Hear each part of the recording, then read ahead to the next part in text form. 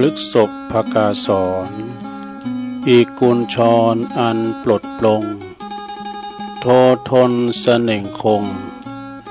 สำคัญหมายในกายมี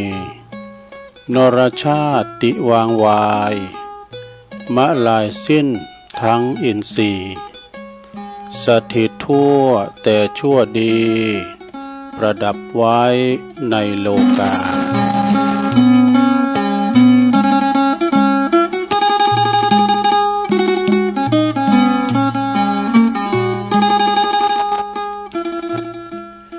ก็ขอความนอบน้อมแด่พระรัตนตรัยอันมีพระพุทธพระธรรมพระสงฆ์เป็นสรณะที่พึ่งกราบแนบไต่ไหวสาถวายความเคารพมายังครูบาอาจารย์พระมหาเถรานุเถระท่านเจ้าคณะพระสังฆาธิการพระภิกษุสามเณรเจ้าจุโตนจุองค์กุวัดวาอารามพร้อมตึงสำนักติภักสงฆ์โดยก็ขอเจริญปอนเจริญชัยเจริญสุขมาอย่างบรรดาปอออกไม่ออกศรัทธาตันสาธุชนนักศีลนักบุญคุณดีหมู่เฮาเจ้าขาดทั้งหลายเนาะบ่ายมาแล้วนะก็หมุนคืนเปิดเครื่องวิทยุมาฟังรายการสารธรรมยามแรงยามบ่ายรายการนี้ก็รับผิดชอบบริหารเวลาดำเนินรายการโดยต้นตัวแห่งอาตมาภาพเก่ากระผมตุลุงนันชัยวัฒนาคเสโนแห่งวัดพระธาตุดอยน้อยตำบลดอยหล่ออำเภอดอยหล่อจังหวัดเชียงใหม่มาปบมาปะกันในยามวันจันทร์เนาะวันจันทร์บ่าย3 โมงซึ่งก็เป็นภาระหน้าที่ของตุลุงที่จะได้มาเข้ารายการนางอู่นางจากัปออกศรัทธาที่อยู่ตั้งบ้านตั้งจองนะบางบางทีบางแห่งก็ฝนอาจจะตกสิพองเพราะว่ามันเป็นหน้าฝนแต่ที่นี่ยุดตกละยามเมื่อง่ายเนี่ยตกสิฝนตกเพราะหลายมันตกเม็ดถีเพราะว่าฝนซึ้งไงนะฝนตกสิมันนานเนี่ยมาปิ้นขี่เหินมานานหายกำบักเก่าเปิ้นว่านะฝนตกสิเนี่ยมันหูจักชักเตือมันหมดเม็ดถีเพราะว่าฝนซึ้งไงนะเมื่อว่าฝุ่นซึ่งก่อนนี่เพิ่นก็เข้าให้เข้าโซนกันปลูกพริกปลูกผักกันน่ะสมัยแต่ก่อนอ้อนมาเนี่ยแต่บัดเดี๋ยวนี้ฝุ่นมันก็ค่อยเกินไปเนาะทำเหมือนน้ำท่วมน้ำนองบางตีบางแห่งก็เป็นตาอินดูกันว่าพายุเข้าเนี่ยหลายพื้นที่เนาะฝุ่นตกนี่มันก็ไปไหลไปหยอดทางภาคกลางภาคใต้ปุ่นแถมทำความเดือดร้อนมันหอมต่างมันไปหันกูปีนะได้มันก็จะไปนะน้ำท่วมซ้ำซากเปิ้นก็มีความเขตเนอะนะมีความเขตฉะนั้นก็ขอปิ้นกำลังอกกำลังใจญาติโยมเนาะที่เปิ้นถูกน้ำท่วมน้ำนองนะได้เอาอยู่บนดอยอยู่บนบกเนี่ยมันก็บัตุกบัสุกอันใดจะซุมไฟหนึ่งเขาก็ได้แต่ว่าฝนตกน้ำโถมเนี่ยนะสถานมันลำบากเอาใจเปิ้นมาใส่ใจโตเนาะก็เขามีความหันอกหันใจญาติโยมที่อยู่ตั้งลมไก่ตะหลิงพังตะฝั่งโยดตัวฉะนั้นก็ขอเป็นกำลังใจเนาะตอนนี้ไปก็จะแป๊ดตังคืนบุญกันเนอะคืนบุญสถานีแต่ละคืนที่เปิ้นมีจิตเมตตามีจิตใจอันงดงามนำเอารายการครูบาอาจารย์แต่ละตุนแต่ละองค์เอาไปออกในสถานีของตันแผ่พายกระจายเสียงไปหือตันผู้ฟังที่อยู่ตั้งบ้านตั้งจองเนาะในสถานีในเครือข่ายที่เพิ่นรับสัญญาณรายการถ้ามาส่งเวลาตั้งแต่ 15 ถึง 17 นาฬิกาขอบคุณสถานีวิทยุคณะสงฆ์อำเภอฝาง จังหวัดเชียงใหม่ FM 100.25 เมกะเฮิรตซ์เนอะอันนี้ดังเมืองฝางไม่อายชัยประการฟังได้ครอบคลุมกันเนาะคืนนี้ก็ดังไปไกลเปียวด้อยล่างบุญนะขอบคุณสถานีวิทยุคืนพระพุทธศาสนาการศึกษาและวัฒนธรรมของวัดฝายหินเด้อ FM 104.50 เมกะเฮิรตซ์นะอันนี้ก็ครอบคลุมองค์ขลงในเมืองฟังกันได้ตามสะดวกสบายขอบคุณสถานีวิทยุมนเสียงธรรมวัดบุพารามอำเภอแม่แจ่มบนเนอร์ FM 106.25 เมกะเฮิรตซ์เนอร์ขอบคุณสถานีวิทยาลัยสงฆ์นครลำปางมจรลำปางเนอร์วัดบุญญาวัดวิหาร FM 106.50 เมกะเฮิรตซ์นะขอบคุณสถานีวิทยุวัดหนองกายด้วยนะอำเภอแม่แตงนี่ก็เป็นรายนามรายจือของที่เปิดหับลิงสัญญาณไปส่งตอนบ่ายของวันนี้เนาะแต่ว่าถ้าภาคตอนบ่ายคุณฟังก็พอให้พอดีจะเหมือนเมื่อคำยามคืนเมื่อเจ้านี่ก็เหมือนเปิ้นไปเจอการทำงานกันก็ฟังกันก่อนหลายอยู่คุณเฒ่าคุณแก่ที่เปิ้นได้ไปที่ไหนตั้งใดนะเปิ้นก็จะฟังกันไปเพราะว่ารายการนี่ก็เวลาหมออีนี่ก็หลายตุนหลายองค์เนี่ยเปิ้นจะมาถึงวันตั้งแต่วันจันทร์ถึงวันศุกร์นะวันเสาร์วันติดนี่ก็จะเป็นรายการอื่นไปนะจากนั้นเปิ้นก็มีเป็นวันตัวลงนี่จะมาประจำวันจันทร์เนาะได้รับมอบหมายจากผอ.ผู้อำนวยการคืนสีขาวนะมาประจำวันจันทร์แต่บางทีนะตัวลุงอาจจะติดศาสนกิจก็คืนรายการไปก็มีเป็นบางเตือฉะนั้นวันนี้เรามาปะกันตรงกับวันจันทร์ที่10นะสถาเนาะวันนี้เป็นวันที่10ของเดือนพฤศจิกายนพุทธศักราช2568มานี่เด้อวันที่10วันนี้นะศรัทธาฉะนั้นบรรดาพ่อแม่พี่น้องศรัทธาเฮาก็เลยทำเดินป่าให้นะเนาะแต่จะเสี่ยงปีทำแล้วนะจะแก่ไปทั้งปีนั่นแหละเตียน ปี68จะผ่านไปปี69จะเข้ามาก็จะเฒ่าไปทั้งปีหนึ่ง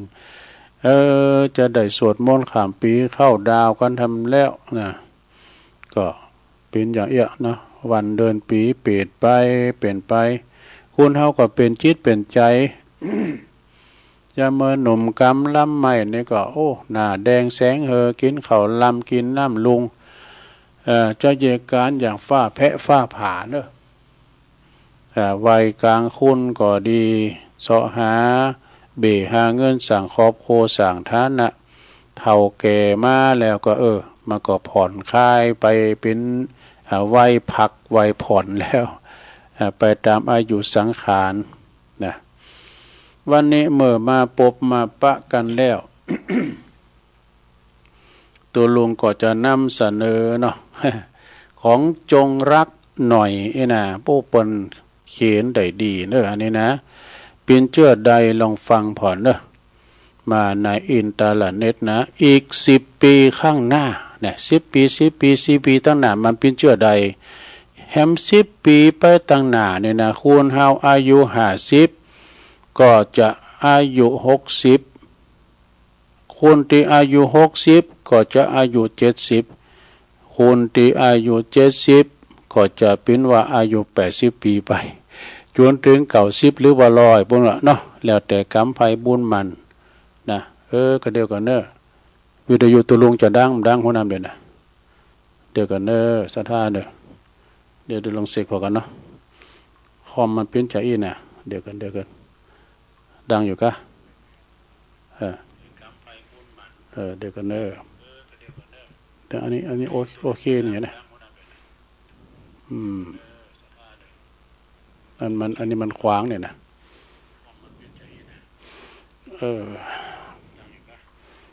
เดี๋ยวกันเนออ้าวถึงไหนอ่ะว่าไปประมาณกระด่างเนาะการว่าเต็กโอเคเนี่ยมันจะปิดกันหมดเนี่ยตูรุ่งผมจะจางนะ เดี๋ยวมันดักไปก็โทรมาบอกด้วยมันเจอใดแต่นี่ดังอยู่เนาะ10 ปีถึงไหน10 ปีนะต่าง60มาเป็น70จาก70มาเป็น80จาก80มาเป็น90เนาะแล้วก็ทำ10 ปีไปตั้งหน้าหรอนะแฮม10 ปีไปตั้งหน้านี้จะเป็นจะใดเปิ้นว่าประชากรไทยก็จะลดลงเกือบครึ่งนะปี2567นะปีแล้วนี่นะเด็กเกิดมานี่460,000 คนเกิดต่ำกว่า500,000ในรอบปี70 ปีนะในรอบ70 ปีวะเนาะคนที่เปิ้นตายไปใน500,000นะ70,000 คนอ่ะดูตายมากกว่าเกิดแน่อันนี้นะบทที่2นี่นะเอาต่อไปอีก10 ปีไปตั้งหน้าหรอนะมันมีเป็น10 ปีนะศรัทธาญาติโยมแฮม10 ปีไปตั้งหน้านี่เป็นเจ้าใดโรงเรียนประถมก็จะถูกยุบเพราะบ่มีละเด็กละอ่อนเข้ามาเฮนเดี๋ยวแต้กันเนาะมันก็ยุบไปเป็นตีนะศรัทธามันถึงเกณฑ์เปิ้นก็ยุบไปเฮนโลมกันปูนนี่นะยุบไปเฮนโลมกันเพราะว่าโฮงเฮนเนี่ยมันละอ่อนมันเกิดน้อยก็อันนั้นว่าพระเนนเยี่ยมมีกันแล้วเดี๋ยวนี้ตัวเจ้าจะหนักเลยเนนนะศรัทธาเพื่อว่าเพราะว่ามันจะมีกับสวคุณแซมมันไม่เคยมีนะตีวันนอสมันนะเพื่อว่าเฮ้ยก็นอเจ้ามันมีอะไรมันเป็นนั่นอันนี้10 ปีโฮงเฮนจะอยู่ไปเป็นตีนะเด็กมันเกิดหน่อยขึ้นมาต่อไปนะ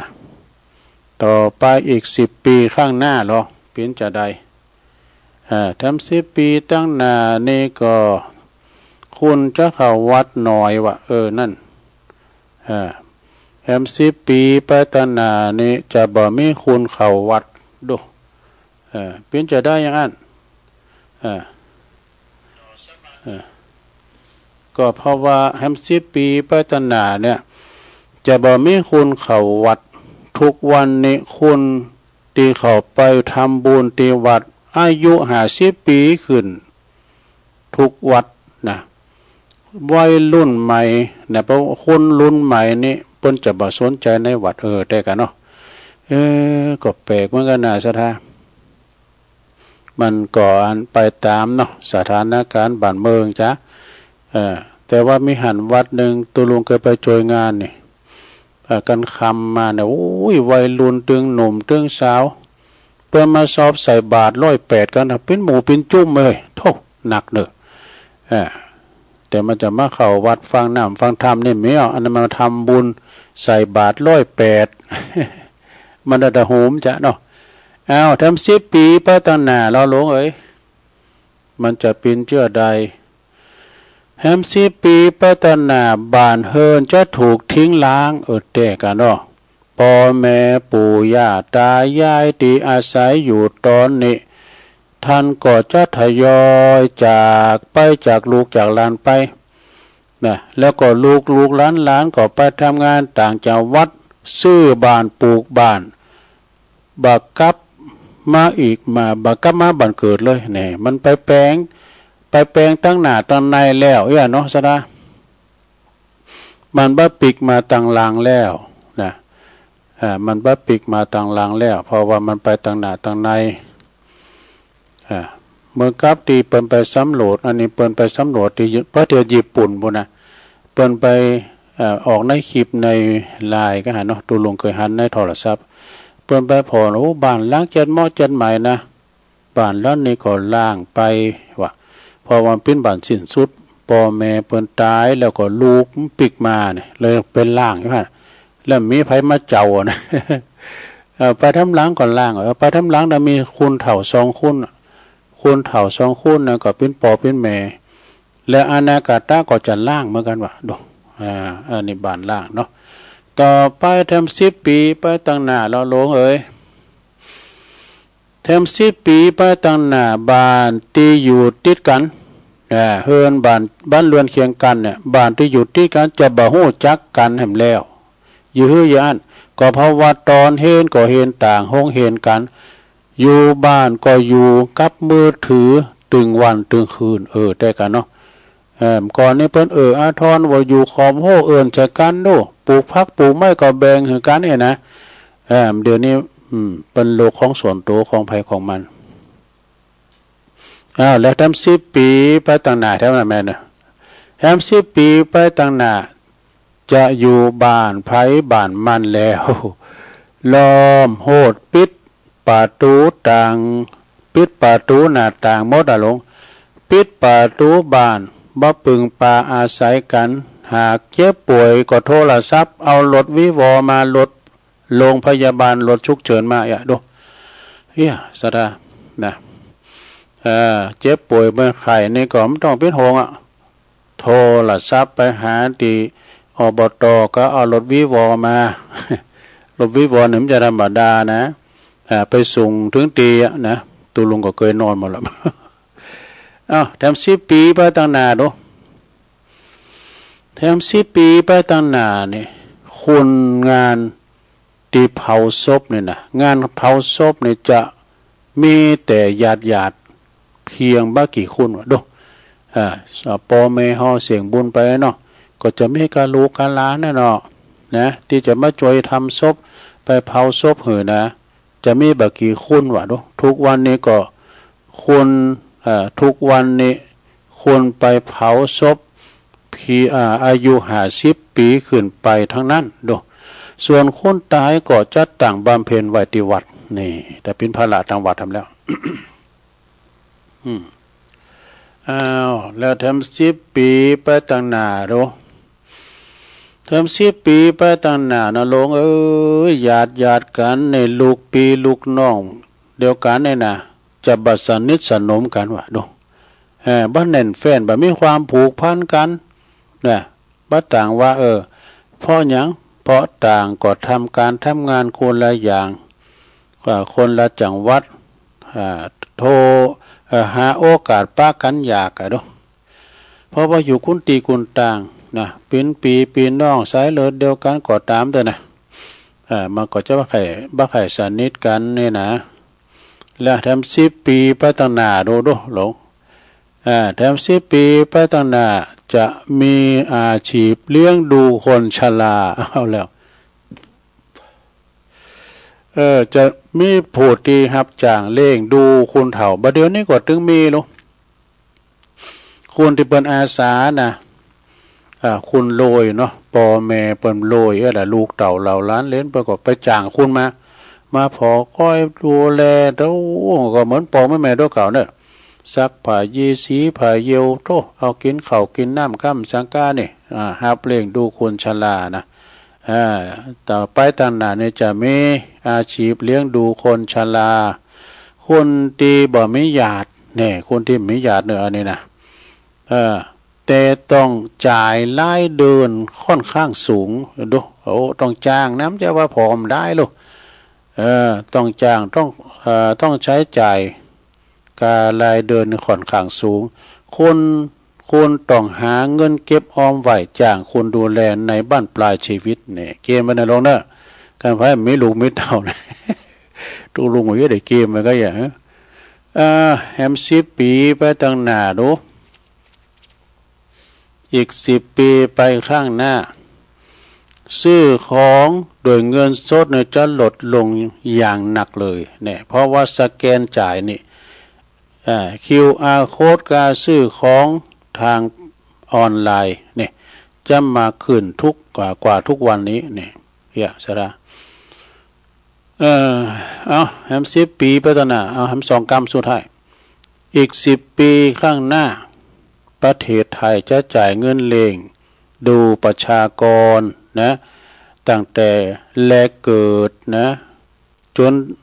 เกิดถึง6 ปีถึง60 ปีดู ถึงเสียชีวิตเฮนอนุบาลถึงปอตีชดเชยผลิตผลการเกษตร1/4ของงบประมาณประเทศเนี่ยสุดท้ายลงก่อนนี่นะอีก10 ปีข้างหน้าคิดว่าคุณอ่านอยู่ในขณะนี้นะที่ตุลุงอ่านไปเลยนะสายตาก็คงแย่ๆละนะ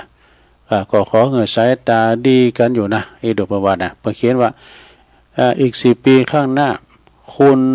คิดว่าคนที่อ่านอยู่ขณะนี้สายตาคงยังดียังดีกันอยู่นะดูเฮาจะอยู่เพื่อความเพื่อความเปลี่ยนแปลงไปด้วยกันนะครับจบสดา เขาถามเหมือนกันอันนี้นะสถาอันนี้เป็นสูงมากเนาะก็เขาถามเหมือนกันอันนี้ก็เหมือนเอาละกรรมกันเนี่ยลองว่าผมกล้ามดูก็เป็นรายการเก่านะแล้วแต่ว่าเปิ้นเอามาอ่านใหม่เอามาลุงแล้วใหม่ก็ลองอ่านพอเดี๋ยวลองฟังพร้อมกันเด้อดีอยู่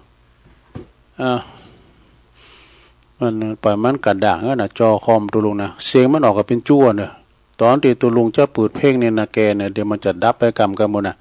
ดับแล้วตัวลุงก็จะเปิดใหม่นะบอกดีเจไว้ตามสถานีต่างๆนะก็ตัวลุงเคยมากดโอเคเลยนะสักบืดเนี่ยมันจะดับเลยคอมมันจะดับนะพอลุงผมจะจางปิดก็เปิดแล้วนะอันนี้เป็นก้อยอ่านไปนะเข้าใจแล้วส่งกลับด้วยนะจ๊ะดูเปิ้นว่านะเปิ้นว่าคนเฮาได้มาเจอกันในบัดใจเป็นเรื่องของบังเอิญเนอะบัดใจเป็นเรื่องบังเอิญแต่ว่าอยู่ที่บุญนี่มันอยู่ที่บุญนะบุญจานแล้วปังหลังฮอได้ทำบุญกันมาก็จะต้องมาเป็นปอเป็นแม่เป็นลูกเป็นหลานกันต่อไปนะเป็นกูโพโตเมกันไปนะสดาก็คือบัจเจเรื่องบังเอิญคืออยู่ที่บุญที่เคยรวมทำกันมาวะดูเมื่อมีวาสนาต่อกันเนี่ยนะบ้าต้องเล็กล่องถึงเวลามาถึงมาเจอกันเองนี่เมื่อมีวาสนานะบุญมาวาสนาส่งเนี่ยนะมันถึงมาปะกันจะหาได้ว่าบางคนนี่อยู่ต่างแดนเท่าต่างแดนต่างไกลต่างเมืองต่างประเทศมาเป็นเคยบ้านเฮาก็มีมาเป็นป้ายบ้านเฮาก็มีบางทีบ้านเฮาเนี่ยไปเป็นลูกเคยของฝรั่งมังค่าเนี่ยเพราะว่าถ้าวาสนามันมีต่อกันนะมันต้องเล็กหลอกมันดึงมาเองนะแต่เมื่อว่าสิ้นวาสนาต่อกันบัดต้องที่จะต้องจากกันต้องล่างไว้อย่างได้มาถึงไปอยู่มาถึงไปจนได้จะหันว่าโอ้ชนเตอดาราเปิ้นห่างกันใกล้นะโทษข่าวดังทั่วประเทศ เพราะว่าเปิ้นหมดบุญต่อกันนะโอ้ก็เพิ่นยังงามอยู่นี่เพิ่นยังมาห่างกันเนี่ยก็มันบดวาสนาต่อกันไปเนาะดังนั้นในศรัทธาญาติโยมทั้งหลายตอนที่เฮายังบัดจากกันไปได้นะบัดจากกันเฮายังได้กระทำดีต่อกันต่อคนแวดล้อมเฮาหรือยังเนี่ยเพื่อว่าทำความดีต่อกันจะไปนี่กันเนาะขอมีความหักกันแป้งกันเพราะว่าเมื่อหมดบุญสัญญกรรมแล้วเพราะว่าจะมีเงินหรือว่าจะมีอำนาจล้นฟ้าก็บ่สามารถจะเล็กลองกลับคืนมาได้เนี่ยแล้วก็บ่ฮู้ว่าจะมีกี่ภพกี่ชาติถึงจะมาเจอกันแถมดูสาระเนี่ยความโกรธความโกรธโมโหโทโสถ้ามือหัวใจเฮาทำงานนักถ้ามือหัวใจเฮาเต้นแรงนะเลือดฉีดขึ้นหน้าจุนหน้าแดงก่ำว่าด้วยความโกรธปวดตู้พอมันโกรธในบริเวณหน้าดำหน้าแดงเป็นจังหวะของคนเรานะพอมันโกรธมันกินหน้าดำหน้าแดงนะเพราะว่าหัวใจมันทำงานนักนะความหักทำมือหัวใจทำงานดีเนี่ยหักกันแป้งกันหักกันแป้งกันความดีทำมือหัวใจนั่นปองโตนี่เขาทำคุณงามความดีที่ไหนหัวใจเขาปราบปลื้มปีติยินดีพองโตเพื่อนว่านะเพราะว่าความโง่ ทำให้หัวใจเสียหายเนี่ยความโง่นะทำให้หัวใจเขาเสียหายความแก่เจ็บตายนั้นเป็นธรรมดาเนี่ยมันเป็นธรรมชาติมันเป็นธรรมดาของโลกเกิดแก่เจ็บตายเนี่ยมันเป็นธรรมดาสัจธรรมชีวิตมีหนึ่งหนทางคือเดินทางเดินของตัวเองหนึ่งยิ่งลำบากก็ยิ่งต้องต่อสู้เนอะนี่ต่อสู้ชีวิตคนคักเนี่ยแบบมีความจนเนี่ยสองยิ่งดีก็ยิ่งถ่อมตนเนี่ยจะไปพยองพ้องคนคือยิ่งดียิ่งถ่อมตนยิ่งสามยิ่งแย่ยิ่งต้องเชื่อมั่นเนี่ยต้องเชื่อมั่นในตัวเองสี่ยิ่งมียิ่งประหยัดเนอะประหยัดอดออมมัธยัสถ์ห้ายิ่งหนาวเหน็บยิ่งมีน้ำมิตรไขไผคือเปิน18คุณนี่นะสามารถส่งไล่เดี๋ยวเอามาได้เพียงเปล่าเนี่ยเปินอันนี้ว่าส่ง18คน1วันเปิดนานาชาติอันนี้เอาให้ดีก่อนนะเนี่ย ถ้าส่งถึงหากคุณถ้าโชคดีว่าพี่ยังโชคดีนะพี่รู้นะอันเดียวกันนะเดี๋ยวต่อไปเอานี่มาวาดำกรรมหนึ่งเกินศรัทธาญาติโยมทั้งหลายเอาอย่ามาวาตุเอา6-7นี่มันอยู่ในอินเทอร์เน็ตฉะนั้นศรัทธาญาติโยมเฮาอันนี้มีทำกรรมหนึ่งก็คอยเราสู่จูกันฟังไปเนาะดับตุกเนื้อนี่นะดับตุกต้องดับตีใจนี่ใจเฮาเนี่ยมันเป็นนายกายนี่เป็นบ่าวใจนี่เป็นป้าหมุกเนาะใจนี่เป็นป้าหมุกยังใจเป็นประธานหมด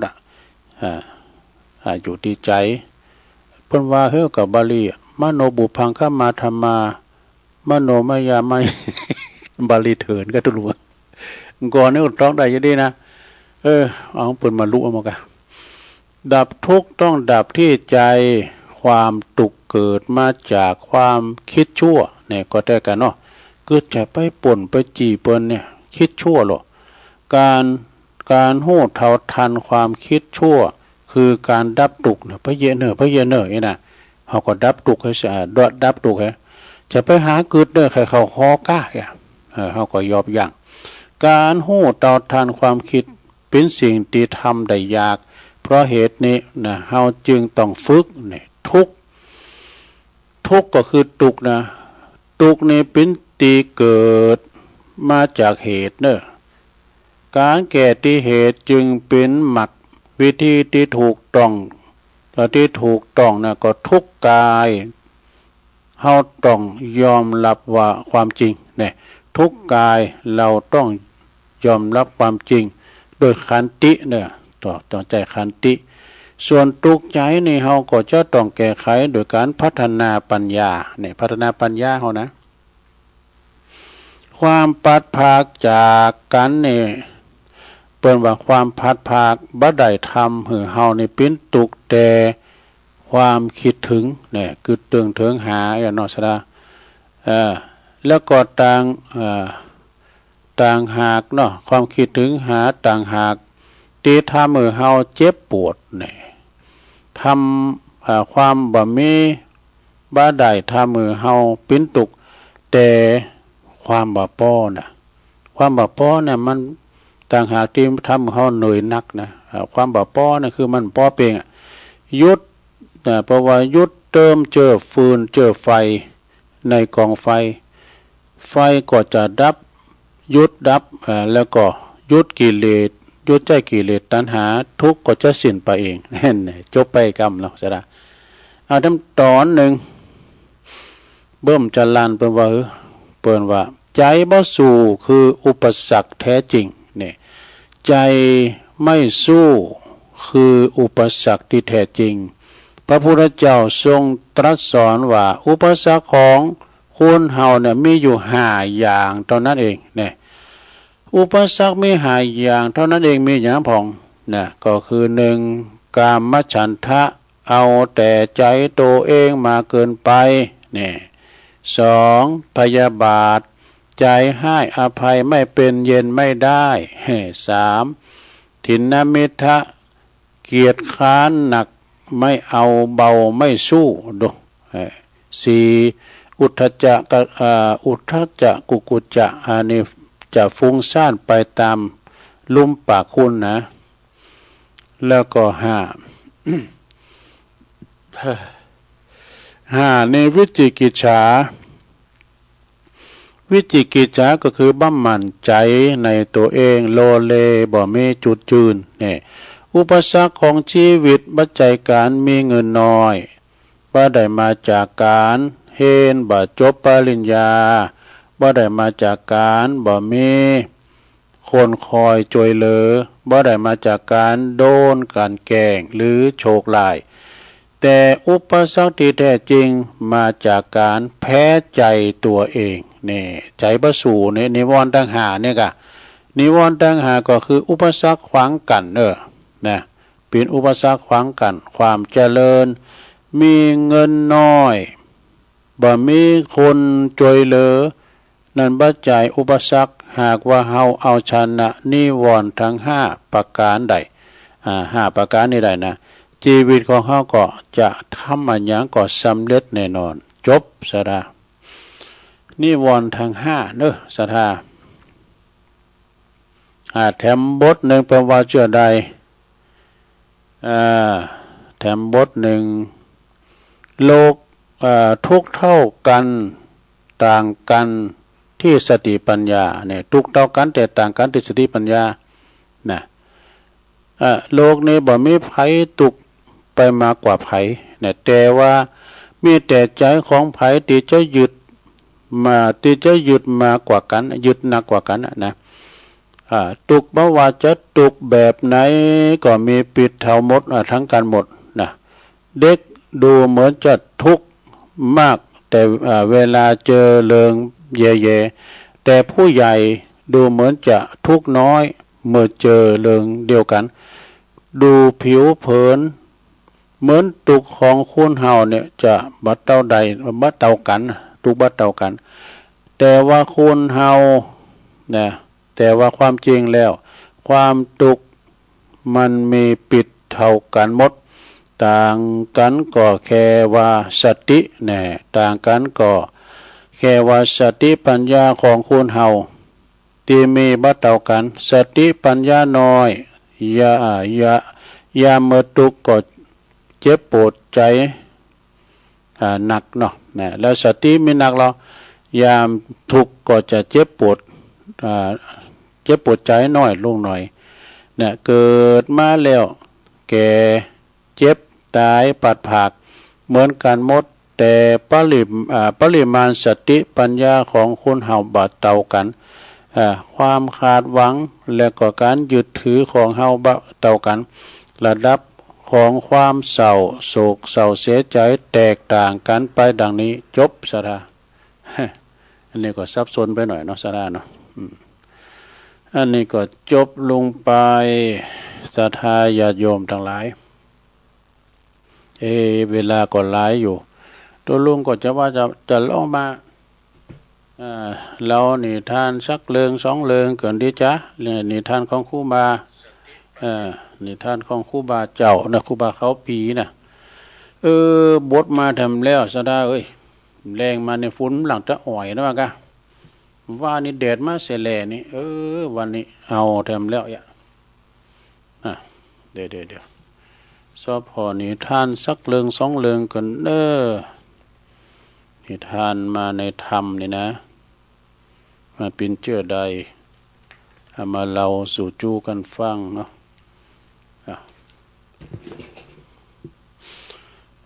นิทานของครูบาเจ้าเขาปีนี่อันนี้ก็เคยเล่าแล้วเอามาปัดฝุ่นเล่าทำกรรมยังมีมหาเศรษฐีผู้หนึ่งเนอะมีเขาของ18 โกฏมีลูก3 คนเนี่ย ลูกมีสามคุณโตนั้นคุณบ่ายเก้าคุณโตนั้นไปปิ้นขายโยมและไปโบสถ์ในศาสนา ก็เลยได้ถึงอรหันต์ว่าโอ้เป็นพระอรหันต์ลูกคนที่สองนั้นเป็นผู้ที่ทำการทำงานแต่พ่อแม่อยู่กับเฮิรนนะแล้วก็ลูกคนที่สามนี่เป็นน้องหล่าเป็นเด็กหญิงเด็กน้อยก็เรียนอยู่ตามสาระน้ำตึงวันนะผู้ที่เป็นแม่เป็นผู้ที่รักษาเข้าของทุกอย่างทุกวันนะอยู่มาบ่อนนานมหาเศรษฐีผู้เป็นปอนั้นก็มีพยาธิอันปาดอันใหญ่เมื่อไก่จักตายก็มาลำพึงลำพันถึงความตายถ้าเฮาตายไปแล้วไผจะมาดูแลสมบัติภาษาฐานไหนาปาตั้งต่างหลายนะไผจะมาดูแลไหนาปาตั้งเข้าของสัมปติเฮานะแล้วก็ตายไปเมื่อตายไปแล้วก็เกิดมาเป็นเพศวะนั่นเป็นเพศเข้าไปกินคบเข่าในนาในไหของตัวเก่าถึงวันเนี่ยอยู่มาบ่อนนั้นนางผู้ปิ้นเมนก็เกิดพยาธิอันใหญ่เมื่อว่าไก่จักตายก็มาลำพึงลำพันบ่กันเฮาตายไปแล้วไผจะมักไผจักมาหักษาเข่าของตั้งหลายนี่จ้าแล้วก็ตายไปเมื่อตายไปแล้วเกิดไปเกิดเป็นเปรตทั้งหมดเนี่ยไปเกิดเป็นเพศแทมแล้วอยู่หักษาเข่าของอยู่ที่นั้นอยู่มาบ่อนนานเท่าใดนะผู้ตีปินน้องหล่าคนสุดต้องก็เกิดพยาธิอันใหญ่ทั้งหมดก็เมื่อจักไก่ตายก็มาลำพึงว่าเมื่อเขาตายไปแล้วเนี่ยไผจักมาหลิ่นน้ำในหนองสาระตินี่จ้านะเลี้ยวก็ตายไปนี่เมื่อว่าตายไปแล้วเนี่ยสดาตึงสามพ่อแม่ลูกเนาะเหลือกับคุณที่อยู่ดูแลเป็นคนที่สองน้ำจะตายนะอยู่เฝ้าแทนสมบัติพระสถานไหนาปาตั้งอยู่แทนเฮินยังไงเนาะย่ำตายเธอนะก็หักษาหันนะแล้วก็อยู่บ้านนานต่อใดศรัทธาญาติโยมก็มีงูตัวใหญ่ตัวหนึ่งหักษาเข่าของนั่นไว้วะก็ลงมากินตามสาระน้ำก็ไปหันใส่กบเนี่ยน้องหล่าเนี่ยเพิ่นเกิดเป็นกบมาอยู่ที่สระน้ำมันใจมันฟักไฟในน้ำในสระน่ะ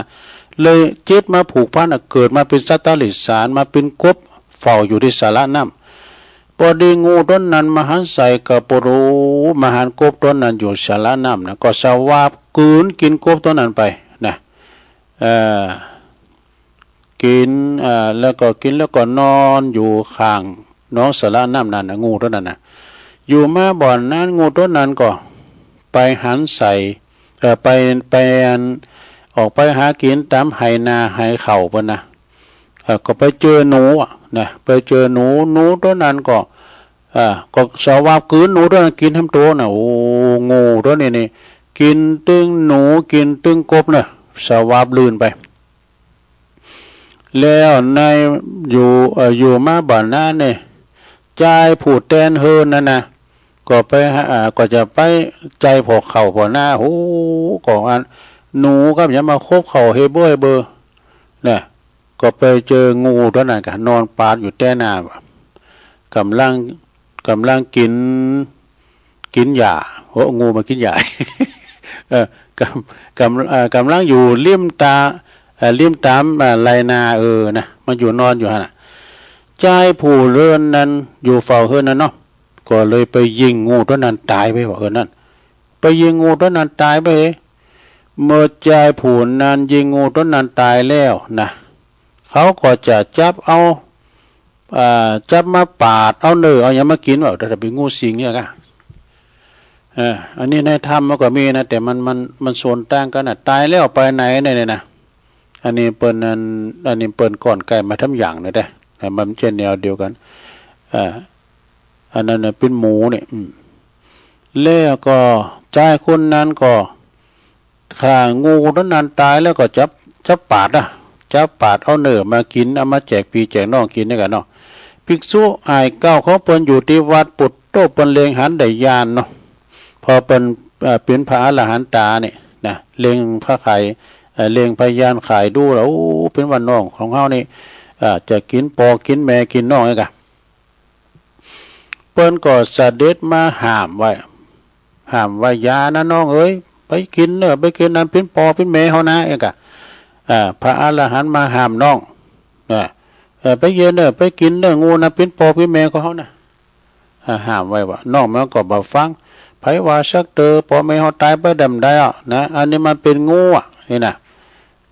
อ้ายเพิ่นก็ตอบว่าปอของเฮาเนี่ยเกิดมาเนี่ยเป็นเปรตวิสัยมาเกิดเป็นงูเป็นกบเป็นหยังเนี่ยมาเป็นงูอยู่ที่นี่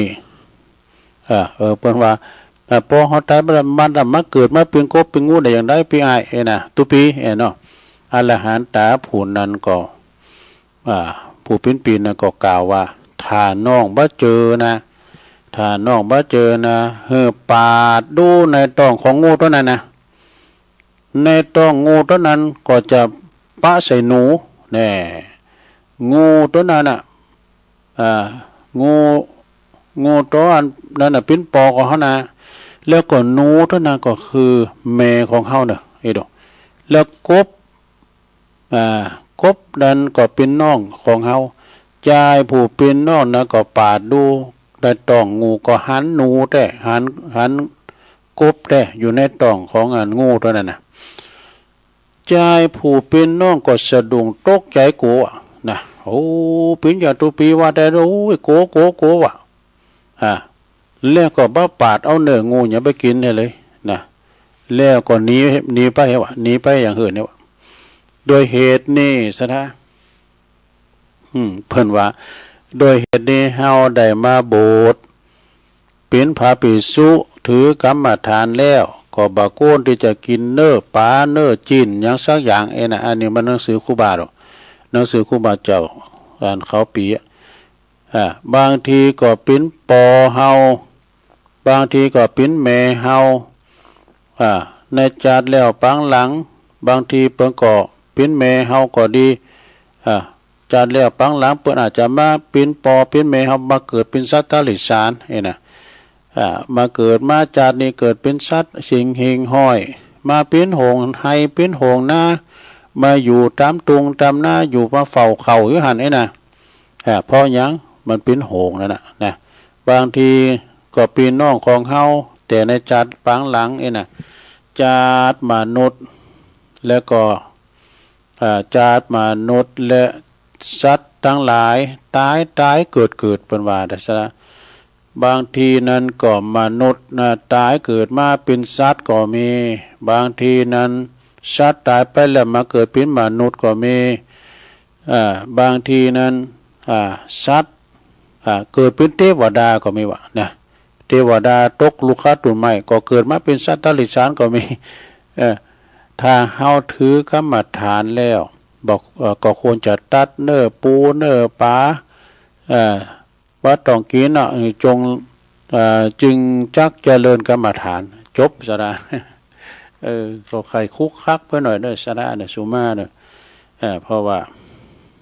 ตุลุงก็อ่านคุกคักไปหน่อยขอสุมาอภัยตัวเนาะ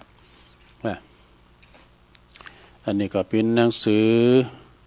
เอามาเราสู่จูกันฟังเน้อศรัทธาญาติโยมทั้งหลาย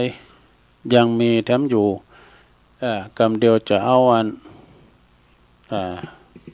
เรื่องมรณสติมามาจาในตอนชั่วโมงที่2เนาะศรัทธาชั่วโมงที่2เรื่องมรณสตินึกถึงความตายเด็กกันเน้อตุลุงจะเต็กตัวนี้กันเน้อกำมันดักไปตุลุงจะต่อใหม่นะ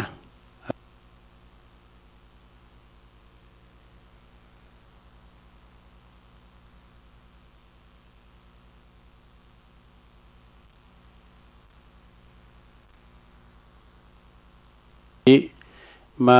มาจาในตอนชั่วโมงที่2เนาะศรัทธาชั่วโมงที่2เรื่องมรณสตินึกถึงความตายเด็กกันเน้อตุลุงจะเต็กตัวนี้กันเน้อกำมันดักไปตุลุงจะต่อใหม่นะ ที่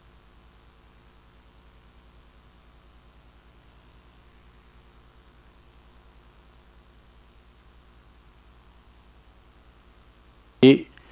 มาอูมาจาในตอนจมงที่สองเนาะสัทธาจมงที่สองเรื่องมรณสตินึกถึงความตายเด็กกันเนอตัวลุงจะเต็กตัวนี้กันเนอกำมันดักไปตัวลุงจะต่อใหม่นะ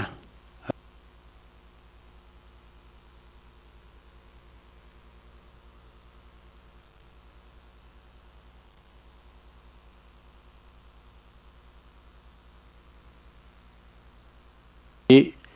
มาอูมาจาในตอนจมงที่สองเนาะสัทธาจมงที่สองเรื่องมรณสตินึกถึงความตายเด็กกันเนอตัวลุงจะเต็กตัวนี้กันเนอกำมันดักไปตัวลุงจะต่อใหม่นะ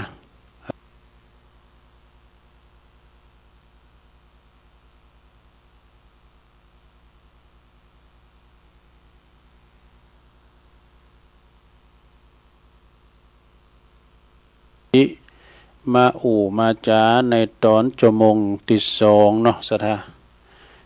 จมงที่สองเรื่องมรณสตินึกถึงความตายเด็กกันเนอตัวลุงจะเต็กตัวนี้กันเนอกำมันดักไปตัวลุงจะต่อใหม่นะ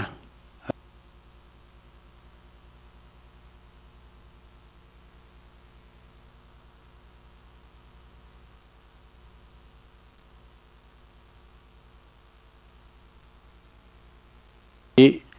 มาอูมาจาในตอนจมงที่สองเนาะสัทธาจมงที่สองเรื่องมรณสตินึกถึงความตายเด็กกันเนอตัวลุงจะเต็กตัวนี้กันเนอกำมันดักไปตัวลุงจะต่อใหม่นะ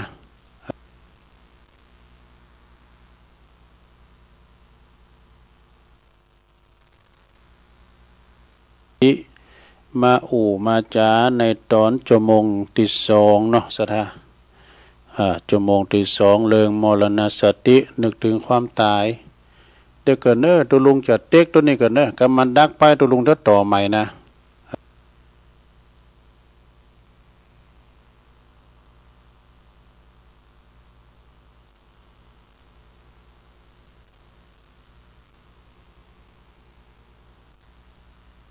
อิมาอูมาจาในตอนจมงที่สองเนาะสัทธา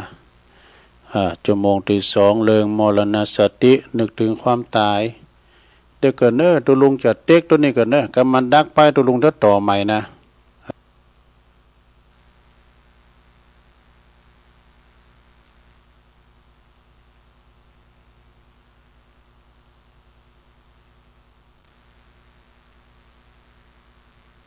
อิมาอูมาจาในตอน